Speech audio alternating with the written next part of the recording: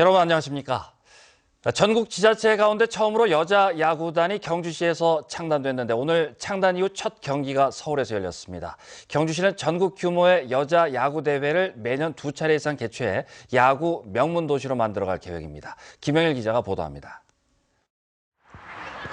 지난달 창단한 경주시 마이티 여자야구단이 오늘 서울에서 열린 전국 여자야구대회에서 창단 이후 첫 경기를 펼쳤습니다. 날아오는 공을 잡아내고 주자를 아웃시키는 안정적인 수비 실력에다 시원하게 뻗어가는 안타까지 여자 야구 경기지만 남자 프로 선수들 못지않은 열띤 플레이가 펼쳐졌고 경주팀이 서울팀을 11대4로 이겼습니다. 경주시가 전국 지자체 가운데 처음으로 여자 야구단을 창단했는데 21명의 선수 모두 야구에 대한 뜨거운 열정으로 뭉쳤습니다.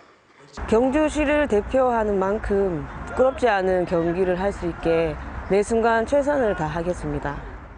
국내에서는 여자 야구가 10여 년 전부터 스포츠 동호인들을 중심으로 시작돼 현재 42개 여자 야구팀이 활약하고 있습니다. 경주시는 우수한 야구 인프라를 바탕으로 앞으로 매년 전국 여자 야구 대회를 2차례 이상 개최할 예정입니다. 체계적인 훈련과 지원으로 올해 전국 여자야구대회 우승을 목표로 하고 있고요. 특히 내년 5월에는 전국 규모 대회를 경주시에서 직접 개최할 예정으로 있습니다. 전국 축구대회와 태권도 대회에 이어 여자야구까지 폭을 넓히면서 스포츠 도시 경주의 위상이 더욱 높아지고 있습니다. MBC 뉴스 김형일입니다. 경주 한수원 축구단이 오늘 경주축구공원에서 울산 현대 미포조선과 2016 내셔널리그 축구대회 홈 개막전을 펼쳤습니다. 한수원은 현대 미포조선에 2점을 먼저 내준 뒤 후반 16분 김창대 선수의 득점으로 추격전을 폈습니다만 아쉽게 한 점 차로 패했습니다. 한수원은 경주로 본사를 이전한 후 처음으로 경주에서 홈 경기를 치렀으며 앞으로도 시민과 함께하는 스포츠 축제로 발전시킬 계획입니다. 한편 내셔널리그는 세미프로 실업축구 리그로 경주 한수원 축구단은 지난해 종합 준우승을 차지한 데 이어 올해 우승을 노리고 있습니다. 식목일을 앞두고 경북 생명의 숲 국민운동본부는 오늘 영일대 해수욕장 앞에서 나무 나눠주기 행사를 가졌습니다. 국민운동본부는 소나무와 매실, 산수유 등 11종의 나무 6천여 그루를 선착순으로 한 명에게 최대 5그루씩 나눠줬습니다. 이에 앞서 포항시도 어제 2013년 도심지 산불 피해 지역 8.5헥타르에 나무 16,000그루를 심고 시민들에게 나무를 나눠줬습니다. 아시아태평양 이론물리센터 설립 20주년을 기념한 과학자와의 만남 행사가 오늘 포항시청에서 열렸습니다.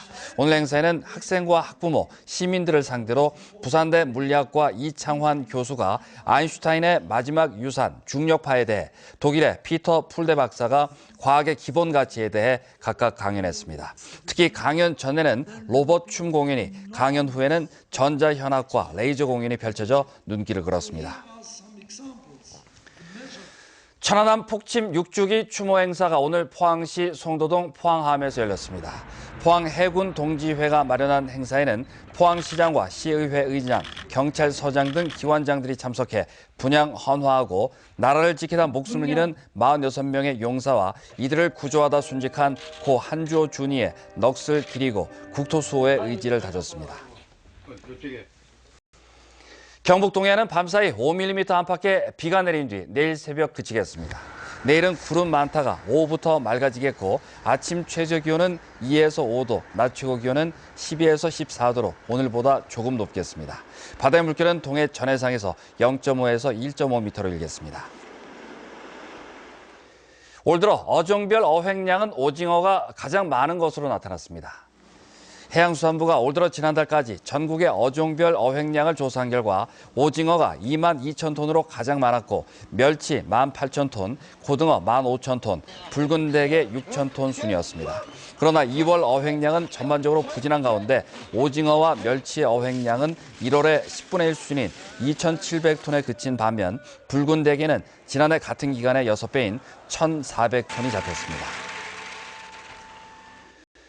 울진군은 사업비 2억 4천만 원을 투입해 지역의 모든 어린이집의 조명 등을 LED로 무상 교체하기로 했습니다.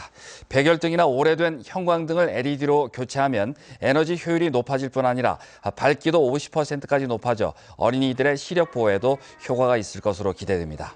울진군은 구립 어린이집 8개소와 사립 7개소 등 어린이집 15곳의 전등을 모두 무료로 교체해주고 취약계층의 주택으로 확대할 계획입니다.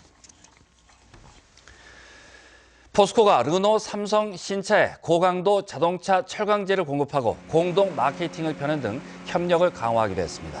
르노, 삼성은 이달 초 출시한 SM6의 내외장재 전량을 포스코 강제를 적용했고 오는 23일까지 포스코 센터에서 공동 마케팅을 진행합니다. 두 회사는 자동차용 소재 개발 등 기술 협력을 펴고 있고 마케팅 협력을 통해 자동차 소재 판매 증가 등의 선순환 구조를 마련하기로 했습니다.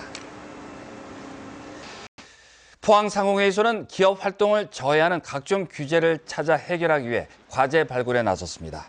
이를 위해 오는 29일까지 수요자 중심의 규제 개선을 위해 기업과 개인으로부터 건의 과제를 받기로 했습니다.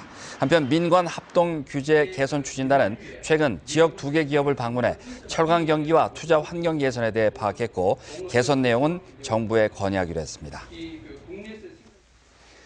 포스코 ICT가 현대차 아이오닉 등 전기차 보급 확대에 따라 기존 공용 충전 인프라에 이어 가정용 전기차 충전기 설치에 나섰습니다.